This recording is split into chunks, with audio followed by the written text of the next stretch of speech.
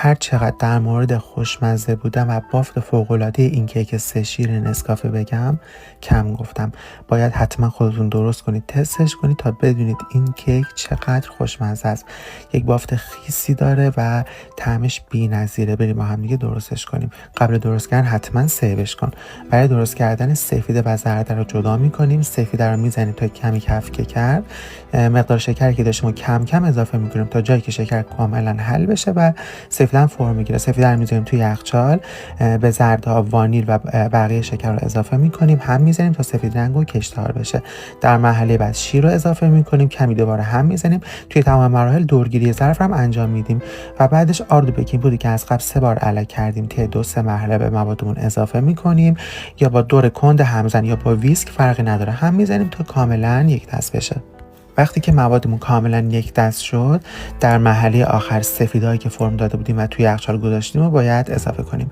ببین سفیدای تخم مرغ رو طی 2-3 مرحله اضافه میکنیم، کم کم به صورت دورانی در یک جهت با لیسک هم میزنیم. این مرحله خیلی توی پف کیک تاثیر داره، پس خیلی آروم سفیدا رو توی موادتون یک دست کنید.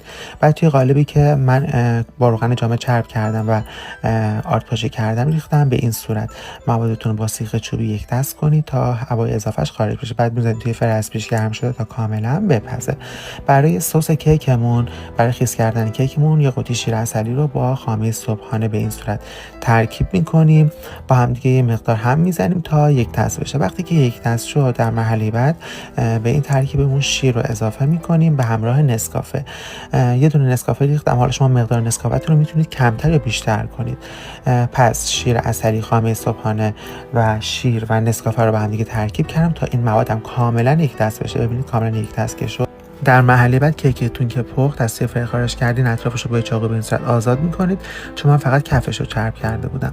و بعدش روی کیکتون رو یه حالت گنبدی داره به این شکل میگیرین. از توی قالب خارج کردم کیکمو، حالت گنبدی کیکمو با چاقوی اره گرفتم، دوباره میذارم توی همون قالبم و سطح کیکمو کامل با چنگال سوراخ میکنم که سس کاملا به خورد کیکم بره.